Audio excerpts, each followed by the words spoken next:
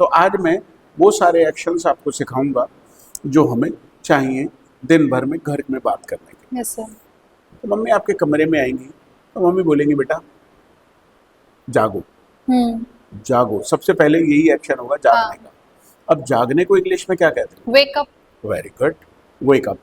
और get up? हाँ, क्या? उठना। उठना। मतलब दोनों का अंतर आप समझती हैं? Yes sir.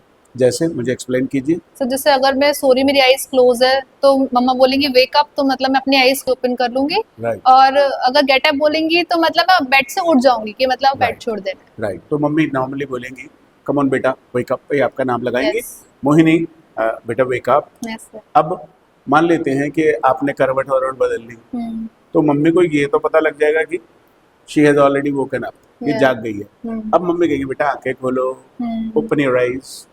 अब इसके बाद अगला एक्शन होता है कि भाई बिस्तर छोड़ो, अब Yeah. Leave the bed. Hmm. Leave the Bed. Bed, leave the bed या फिर गेट अप, Okay. दोनों ही हम बोल सकते हैं। Come on leave the bed, get up.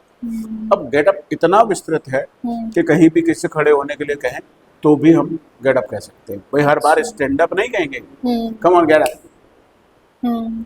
तो leave the bed, get up. Sir मतलब किस कंडीशन में बोलेंगे कि स्टैंड अप हमें यहाँ बोलना है और गेट अप बोलना है, उसमें कैसे डिफरेंशिएट करेंगे? बात तो आपने बिल्कुल सही की है, Yes. लेकिन इसमें कोई अंतर है नहीं। भाई आम तौर पे आप बैठी हैं, मैं आपसे कहूँ स्टैंड अप तो ये भी सही है, और मैं आपसे कहूँ गेट अप तो ये भी सही है। राइट। अब भाई जनरली होता क्या है कि भाई बिस्तर आपने छोड़ दिया तो मम्मी आपसे कहेगी come on make the bed, यानी बिस्तर को सही कर दो, बना दो, बिस्तर को ठीक कर दो, तो उसे भी हम मेक द बेड ही कहते हैं। अब उसके बाद वो आपसे कहेंगी कम ऑन भाई आ जाओ, बाहर आ जाओ। तो कम आउट। कम आउट या कम आउटसाइड। राइट।